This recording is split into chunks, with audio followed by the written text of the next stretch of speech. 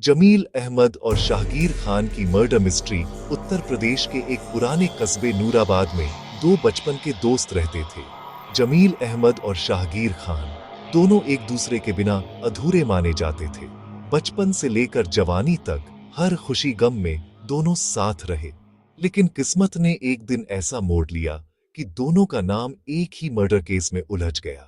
एक मृत और दूसरा गुमशुदा। रहस्यमय रात एक बरसाती रात थी। हवा में अजीब भारीपन था। नूराबाद के पुराने बाजार में स्थित मुगल होटल की छत पर दो परछाइयां देखी गईं। होटल का वेटर कहता है कि उसने जमील और शाहगीर दोनों को ऊपर जाते देखा था। उनके बीच किसी बात को लेकर बहस हो रही थी। रात 12 बजे एक तेज चीख सुनाई दी, फिर एकदम खामोशी। सुबह जब होटल का मालिक छत पर गया तो वहां शाहगीर खान की लाश पड़ी हुई थी।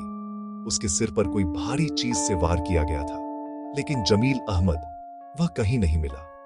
संदेह जमील पर क्या सच इतना आसान था? पुलिस को लगा कि दोनों में झगड़ा हुआ होगा और जमील ने शाहगीर को गुस्से में मार दिया। लेकिन जब पुलिस ने जांच शुरू की तो कहानी एकदम सीधी नहीं लगी। शाहगीर की जेब से एक पर्ची मिली जिस पर लिखा था, सच्चाई सामने आते ही सब बदल जाएगा। ये सच्चाई क्या थी? ये किससे छुपाई जा रही थी? दोस्ती के पीछे की दरारें जांच में सामने आया कि पिछले कुछ महीनों से दोनों के बीच तनाव था। शाहगीर को शक था कि जमील किसी गलत काम में शामिल है, जैसे नकली नोटों का धंधा या तस्करी। लेकिन जमील के घर से ऐसा कुछ नहीं मिला। फिर एक गवाह मिला, होटल के पास रहने वाला एक बूढ़ा चश्मदीद। मैंने रात को तीसरी परछाई भी देखी थी। कोई आदमी छत से नीचे भागा था। जमील नहीं था वो।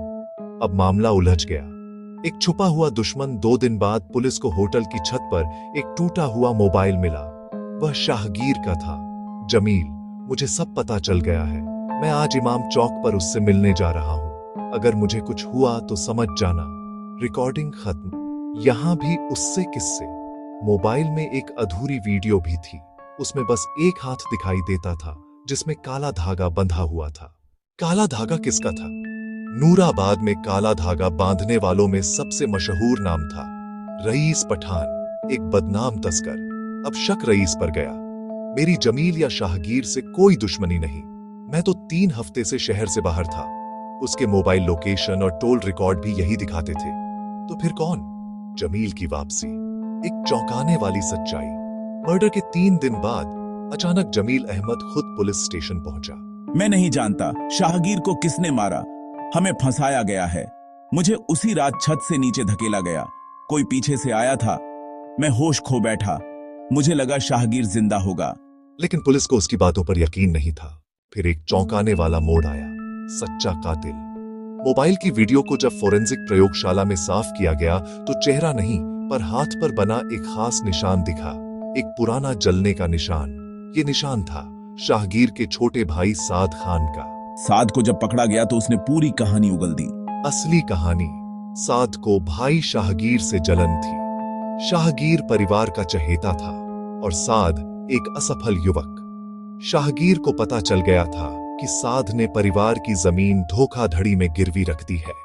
वह उसे रोकने वाला था। साद चाहता था कि जमील और शाहगीर दोनों शक के घेरे में आए ताकि पुलिस को यह लगे कि दोनों के बीच झगड़ा था। उसने पहले दोनों दोस्तों के बीच छोटी छोटी बातें कराकर गलतफहमियां पैदा की। फिर होटल में अंधेरे में शाहगीर को मार दिया और जमील को धक्का देकर बेहोश कर दिया ताकि सब कुछ झगड़े जैसा लगे। साद को फांसी की सजा हुई। जमील को बेगुनाह घोषित किया गया। शाहगीर की मौत ने जमील की जिंदगी हमेशा के लिए बदल दी। उसने शाहगीर के परिवार की देखभाल का जिम्मा लिया और कस्बे में एक छोटी लाइब्रेरी खोली जिसका नाम रखा शाहगीर स्मृति पुस्तकालय। नूराबाद में आज भी लोग कहते हैं, दोस्ती मजबूत हो तो गलतफहमियां उसे तोड़ नहीं सकती, लेकिन अगर नफरत घर कर ले तो भाई भी कातिल बन जाता है।